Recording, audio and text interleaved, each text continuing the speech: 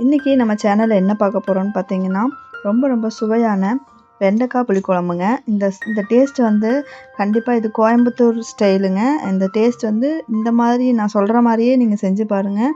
அவ்வளோ அற்புதமாக இருக்குங்க. ஒரு சட்டி சோறு இருந்தாலுமே சீக்கிரம் தீர்ந்து போயிடும். அந்தளவுக்கு ரொம்ப நல்லாயிருக்குங்க. ஒரு 1/4 கிலோ வெண்டைக்காயை வந்து நல்லா ஒரு மீடியம் சைஸில் வெட்டி எடுத்து வச்சுக்கிட்டேங்க.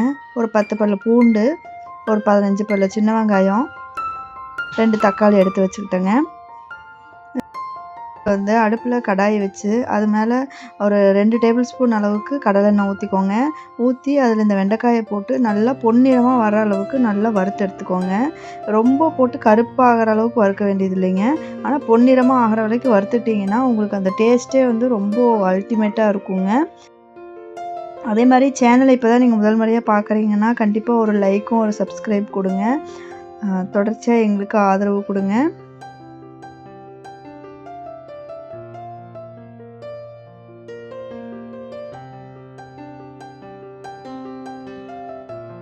வணங்கின வெண்டைக்காயை எடுத்து தனியாக வச்சுட்டு அதே கடாயில் ஒரு 2 டீஸ்பூன் அளவுக்கு கடலெண்ணெய் சேர்த்திட்டு கடுகு, உளுந்தம்பருப்பு, கொஞ்சமாக வெந்தயம் சேர்த்திக்கோங்க.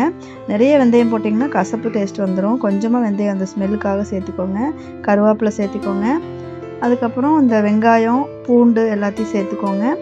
வெங்காயம், பூண்டு வந்து 2 வெட்டினீங்கன்னா போதும். ரொம்ப பொடியாக நறுக்க வேண்டியது இல்லைங்க. 2 வெட்டி போட்டுக்கலாங்க. சின்ன பூண்டாக இருந்தால் அப்படியே கூட போட்டுக்கலாம்.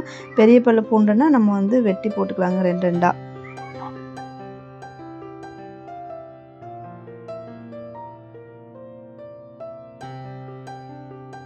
அதுக்கப்புறம் வெங்காயம், பூண்டு கூடயே பார்த்தீங்கன்னா தக்காளியும் சேர்த்து நல்லா வணக்கி விட்ருங்க. 2 தக்காளி சின்னதாக வெட்டி அதையும் நல்லா வணக்கி விட்ருங்க. அந்த எண்ணெயிலே பாருங்கள் எந்த அளவுக்கு வணங்கி வருதுன்னு.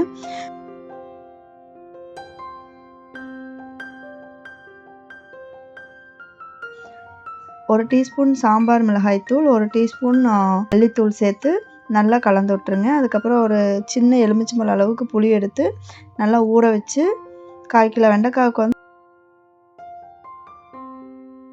ஒரு எலுமிச்சம்பழம் சைஸ் புளி வந்து கரெக்டாக இருக்குங்க. ரொம்ப நிறையா புளி ஊற்றிடாதீங்க, ரொம்ப டேஸ்ட் மாறிடும். அளவான புளி 1.5 டம்ளர் ஊற்றலாங்க. நான் காமிச்ச டம்ளரில் 1.5 டம்ளர் நீங்கள் ஊற்றிட்டு அதிலே வந்து உப்பு பார்த்துட்டு உப்பு சேர்த்திக்கோங்க. சேர்த்து இது நல்லா ஒரு கொதி வரட்டுங்க. இந்த பச்சை ஸ்மெல் போகட்டும், புளியோட ஸ்மெல்லு. அதுக்காக ஒரு கொதி விட்டுறலாங்க. அப்புறம் 1/2 மூடி தேங்காய் எடுத்து துருவி வச்சுக்கலாங்க. அதுக்கடையில் நம்ம வந்து அவரைக்காய் பொரியல் செய்ய போயிடலாங்க. அது ஒரு 1/4 கிலோ அளவுக்கு அவரைக்காய் எடுத்து நல்லா சுத்தம் பண்ணி விட்டு நல்லா பொடியாக நறுக்கி வச்சுக்கிட்டேங்க. அடுப்பில் கடாயை வச்சு அதில் கடுகு, உளுத்தம்பருப்பு, கடலப்பருப்பு எல்லாம் போட்டு நல்லா தாளிச்சு விட்டுக்குங்க. தாளிச்சதுக்கப்புறம் அதிலே வந்து சின்ன வெங்காயம் போட்டுக்கோங்க. 4-5 பல்லு சின்ன வெங்காயத்தை வெட்டி அதில் போட்டுக்கோங்க.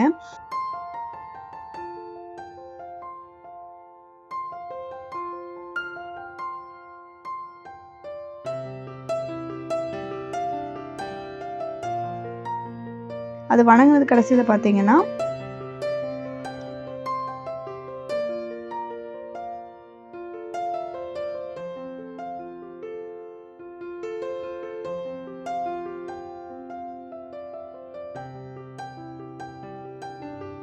நான் வரமிளகா தான் போட்டிருக்கேங்க. உங்களுக்கு வேணுன்னா நீங்கள் பச்சை மிளகாவும் போட்டுக்கலாம். ஏன்னா இது பச்சை காய்கறிங்கிறனால வரமிளகா சேர்த்துனோம்னா தான் அந்த மிளகா தெரியும், எடுத்து வைக்கிறதுக்கு தெரியும். இல்லைன்னா பச்சையாக இருந்தால் அப்படியே குழந்தைகள்லாம் இருந்தாங்கன்னா சாப்பிட்றதுக்கு சிரமமாக போயிடும்.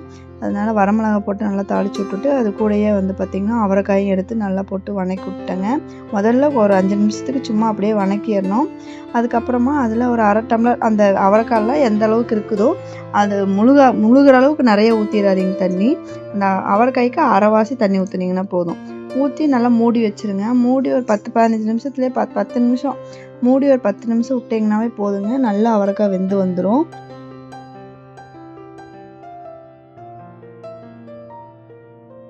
தேங்காயை நல்லா பொடியாக நறுக்கி மிக்ஸி ஜார்லேயே போட்டு துருவி எடுத்துட்டாங்க.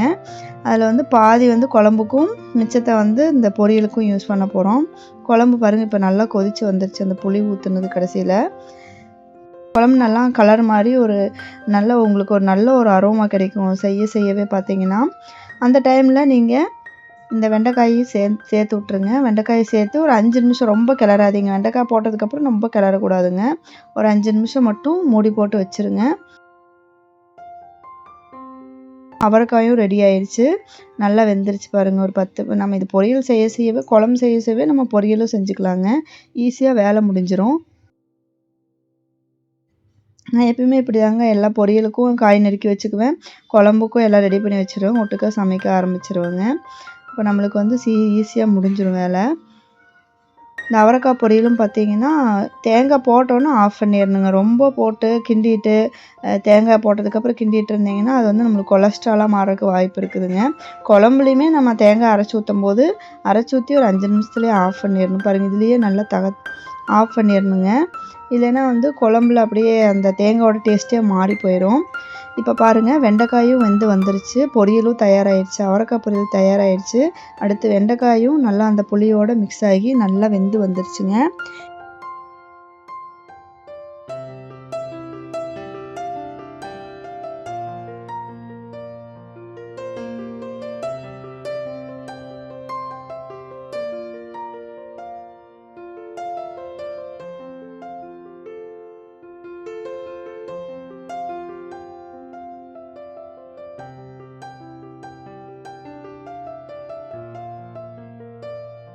இந்த டைமில் நம்ம தேங்காய் ஊற்றணுங்க.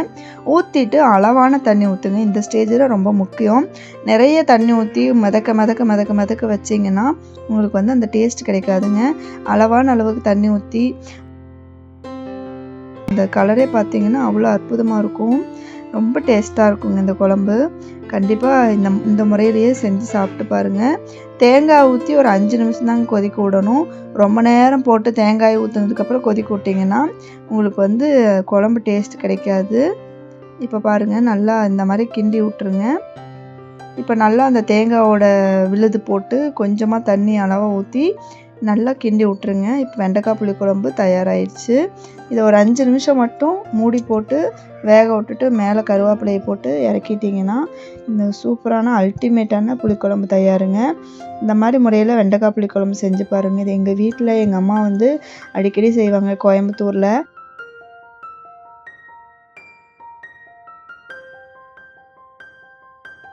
எங்கள் அம்மா இந்த மாதிரி ஒரு குழம்பு வச்சாங்கன்னா அவ்வளோதான், அந்த நாளே வந்து இந்த குழம்புலேயே ஓட்டிடுவோம் எல்லாத்துக்குமே.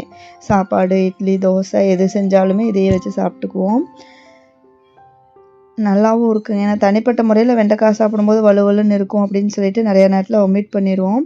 இந்த மாதிரி செஞ்சு சாப்பிட்டு பாருங்கள். ரொம்ப ரொம்ப டேஸ்ட்டும் ரொம்ப நல்லதும் கூட உடம்புக்கு. பாருங்கள் வெண்டைக்காய் புளிக்குழம்பு தயாராகிடுச்சு. இது கூடயே பார்த்திங்கன்னா நான் கொஞ்சமாக ரசம் வச்சுருந்தேங்க. அவரைக்காய் பொரியல், ரசம், அதுக்கப்புறம் வெண்டைக்காய் புளிக்குழம்பு.